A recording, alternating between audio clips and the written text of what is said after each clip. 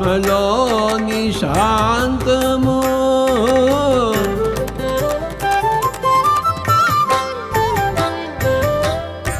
ఆత్మలోని అభయము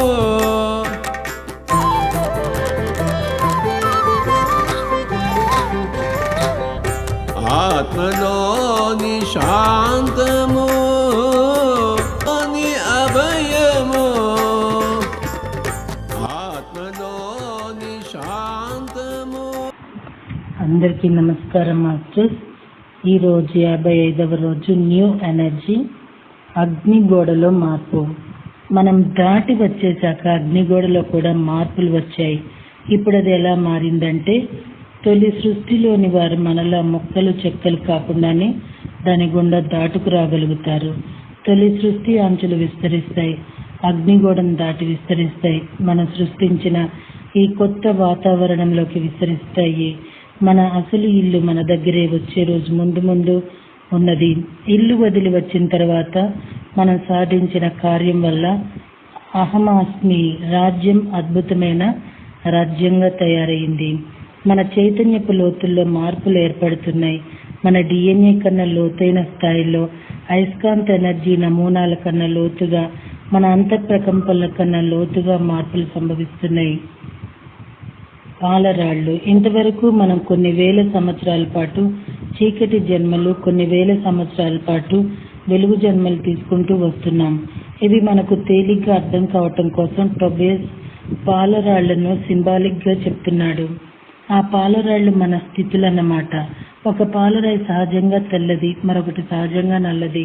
తమ సహజ వర్ణాలను పక్కన పెట్టి ఆ రెండు పాలరాళ్లు కాలానుగుణంగా తెలుపు వైపుకు, నలుపు వైపుకు మొగ్గుతూ ఉన్నాయి. కనుక కొంతకాలం చీకట్లో ఉన్నట్లు, కొంతకాలం వెలుగులో ఉన్నట్లు అనిపిస్తుంది.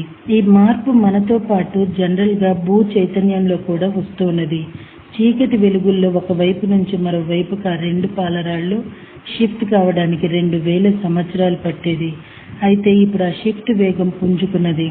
ఒకదాని నుంచి మరో దానికి మారటం చాలా త్వరగా జరుగుతున్నది. ప్రతి కొన్ని సంవత్సరాలకు ఒకసారి జరుగుతున్నది. రాను రాను పాలరాళ్ళు ఇంకా త్వరగా రంగులు మారుస్తున్నాయి. ఎంత త్వరగా వాటి రంగు మారుతున్నదంటే, ఎప్పుడు చీకటి ఉన్నదో ఎప్పుడు వెలుగు ఉన్నదో స్పష్టంగా చెప్పలేనంత త్వరితంగా మారుతుంది. అటు చీకటి కాకుండా ఇటు వెలుగు కాకుండా స్వచ్ఛంగా ఉన్న మానవులు చాలా కొద్ది మంది ఉన్నారు. ఇప్పుడు ఆ స్వచ్ఛతలో తెలుపు కానీ నలుపు కానీ స్పష్టంగా కనపడవు. ఆ రెండు కలిసిన బూడిద రంగు కనిపిస్తుంది.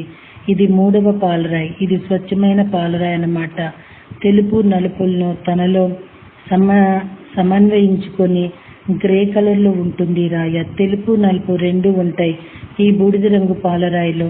అంటే దీనిలో ఇది తెలుపు ఇది నలుపు అన్న భావన ఉన్నది. కనుక ఆ రెండు రంగులు కలిసి గ్రే రంగు ఏర్పడింది. ఈ 3 రంగుల పాలరాళ్ళు ఓల్డ్ ఎనర్జీలోనే ఉన్నాయి. మరి ఈ మూడింటిలో ఇది చీకటి ఇది వెలుగు అనే భావన ఉన్నది కదా. ఆ భావన ఉన్నంత వరకు మనలో ఓల్డ్ ఎనర్జీ లక్షణాలు పోనట్లే లెక్క. ఈ ఎనర్జీలను ధరించి ఉన్న వాళ్ళు వాళ్ళందరి లోపల అంతర్గత డైనమిక్ ఎనర్జీ నిర్మాణాన్ని మార్చడంలో సహాయం చేస్తున్నారు. సంతోషంగా ఉన్న వాళ్ళని గౌరవించాలి మనం. మన సంప్రదాయబద్ధ సమాజం ఎవరినైతే ఎగతాళి చేస్తుందో వాళ్ళని గౌరవించాలి. చాలా కష్టతరమైన సమస్యతోనే వాళ్ళు పని చేస్తున్నారు. వాళ్ళు నలుపు తెలుపుల్లో ఏ ఒక్కదాని వైపుకో మొగ్గరు, తటస్థంగా ఉంటారు. అందుకే బూడిద రంగు అన్నాము. అయితే ద్వంద్వత్వ స్పృహలో వాళ్ళల్లో ఉంటుంది. ద్వంద్వాల మధ్యనున్న అగాధాన్ని పూడుస్తున్నారు వాళ్ళు. వాళ్ళ శ్రమను గుర్తించి గౌరవిద్దాము. ఏ రంగుకు పూర్తిగా చెందకుండా రెండు రంగులను అంగీకరించడం అంటే ఇలా తటస్థంగా ఉన్నందువల్ల ఏదో కొత్తది జరుగుతోంది. ఒక సరికొత్త పరిస్థితి ఏర్పడుతుంది. నలుపు కాక తెలుపు కాక ఈ రెండు కలిసిన బూడిద రంగు కాక స్ఫటికమంతా స్వచ్ఛత ఏర్పడుతోంది.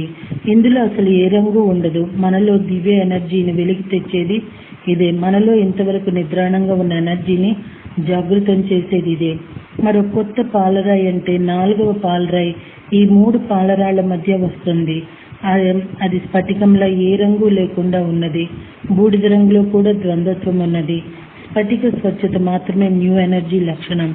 దానిలో ద్వంద్వాల సమన్వయం కాదు కదా, అసలు ఆ ద్వంద్వాల ప్రసక్తే ఉండదు. ఈ 4వ పాలరాయి వచ్చేసరికి మొదటి 3 పాలరాళ్ళు తమ మధ్యనున్న కలతల్ని మరిచిపోయి జట్టు కడతాయి. ఆ 3 కలిసి ఈ 2వ దాన్ని తమ దగ్గరికి రానికుండా చేయాలని ప్రయత్నిస్తాయి. ఓల్డ్ ఎనర్జీ పోయి న్యూ ఎనర్జీ వచ్చేటప్పుడు మనకు ముఖ్యంగా భుజాలు, వీపు నొప్పులు వస్తాయి. మన లోపల ఎమోషనల్ పోరాటం ఏదో జరుగుతుందట. నిజం మాస్టర్స్, ఈ పాయింట్ చాలా కరెక్ట్. ఆలోచనలు బ్యాలెన్స్ లేకుండా పోతున్నట్లు అనిపిస్తుంది. ఏ రంగు లేని స్వచ్ఛతకు మారుతున్నాం మనం. మనలోని పాతదనం ఈ కొత్తదనాన్ని అలువరచాలన్న ప్రయత్నం చేస్తుంటుంది. పాత పాలరాళ్ళు ఈ కొత్తదాన్ని తమ మధ్యకు రానివ్వకూడదని ప్రయత్నిస్తాయి. కానీ తాను కొత్తదాన్ని కానని, వారితో కలిసి ఉండటానికి వచ్చానని ఆ కొత్త పాలరాయి వాటిని సమాధానపరుస్తుంది, స్నేహంగా మాట్లాడుతుంది. కొత్త పాలరాయి మన లోపల స్థిరపడుతూ పాత పాలరాళ్లతో సమన్వయం అవుతుంది. పాత పాలరాళ్ళు కొత్తదాన్ని అంగీకరించే కొద్దీ మన లోపల ప్రశాంతత ఏర్పడుతూ వస్తుంది. ఈ కొత్త పాలరాయి పాత వాటి కంటే ఎన్నో రెట్లు బలమైనది. క్రమంగా ఈ 4వ పాలరాయిదే పైచేయి అవుతుంది. పోరాడి అలసిపోయిన 3 పాలరాళ్ళు ఈ కొత్తదాని ప్రకంపను స్వీకరించడం మొదలు పెడతాయి. పాత ప్రకంపంలోని వాటి లక్షణాలు క్రమేణా చెరిగిపోతాయి. అంటే 3 పాతరాళ్ళు తమ రంగుల్ని క్రమేణా పోగొట్టుకుంటాయి. దాంతో అన్నిటిలోనూ కొత్త బహుపరిధి వర్ణం ప్రకాశిస్తుంది. అన్నీ కలిసి ఒకటిగా వెలుగుతాయి.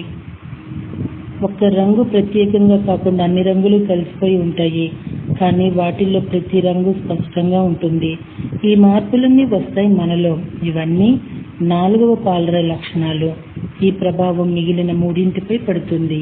ఈ దశలో మనం ద్వంద్వత్వం నుంచి బయటపడతాం, పై దశకు వెళతాం.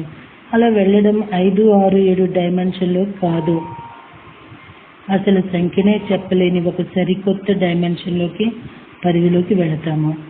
ఏమీ చెయ్యకపోతే ద్వంద్వత్వపు ఆట ముగించాల్సిన సమయం వచ్చింది. పరిస్థితులు ఎదురైనప్పుడు ఏమీ చేయకుండా ప్రశాంతంగా ఉండటం అలవర్చుకోవాలి. ఏమీ చేయవద్దంటే ఏమీ చేయకపోతే మరి సమస్యల పరిష్కారం అవుతుందన్న ప్రశ్న మనల్ని వేధించక మానదు. ఏమీ చేయకుండా కూర్చున్నట్లు కనబడే మనం ఎంతెంతో జరగటానికి అవకాశం ఇస్తున్నామన్న విషయం ముందు ముందు మనకు బాగా అర్థమవుతుంది. మన ప్రజ్ఞాత్మ, మన రన్నర్లు వీళ్ళంతా రంగంలోకి దిగిపోతారు. వేదిక మీద కూర్చొనున్న మనం ఏమీ చేయనట్లే కనబడుతుంది. కానీ మనలో ఆలోచన రేగగానే దాని నుంచి ఉత్పత్తి అవుతున్న ఎనర్జీని అందుకొని ఆ పని చేసుకుని రావడానికి వీళ్ళంతా కదులుతారు. మనం ప్రత్యేకంగా బాధ్యత మన నెత్తిన వేసుకుని ఆలోచించినంత వరకు మన ప్రజ్ఞాత్మ పనిలోకి దిగకుండా చోద్యం చూస్తూ ఉంటుంది. మనం ఎప్పుడైతే ఏ ఆలోచన చేయకుండా పని మాత్రం జరగాలని ఎదురు చూస్తూ బాధ్యతను ప్రజ్ఞాత్మ నెత్తిన వేసేసి ఊరుకుంటామో అప్పుడు అది కళ్ళాలు అందుకొని పనిలోకి దిగిపోయి ఏ పని ఎలా జరగాలో తానే చూసుకుంటుంది. ప్రజ్ఞాత్మ తీసుకున్న నిర్ణయాలను రన్నర్లు అమలు పరుస్తారు. అందుకే టొబియస్ అంటాడు, మన ఆలోచన సరళిలో ఒక చిన్న మార్పు ఏర్పడిన పరిస్థితులను మార్చడానికి, గతాన్ని మార్చడానికి రన్నర్లు గుంపులుగా పరుగులు పెడతారట, చాలా బిజీ అయిపోతారట. మొదటి 3 పాలరాళ్ళు 4వ దాన్ని అంగీకరించడం నేర్చుకునే దశ ఇది. ఆ 4వ పాలరాతికి అనుగుణంగా మన శరీర ధర్మాలు సర్దుకోవటం ఇంకా పూర్తి కాలేదు. మన ఎమోషన్స్ అసలు సర్దుకోలేదు. మనం ఇంకా ద్వంద్వత్వానికే అలవాటు పడి ఉన్నాము. నేర్చుకుంటామని, ఎదుగుతామని, అనుభవాలు పొందుతామని కోరిన వాళ్ళం మనమే. భూమి మీద బ్రతికుండగానే మరో జన్మలోకి వెళతామని కోరుకున్న వాళ్ళము మనమే. ద్వంద్వత్వాన్ని దాటుకుని సరికొత్త ఎనర్జీలోకి వెళ్తామని చెప్పిన వాళ్ళము మనమే. మరి అలాంటప్పుడు మనలో మార్పు రావటం సబబే కదా. న్యూ ఎనర్జీకి మార్గం ఏర్పరుస్తున్నాము.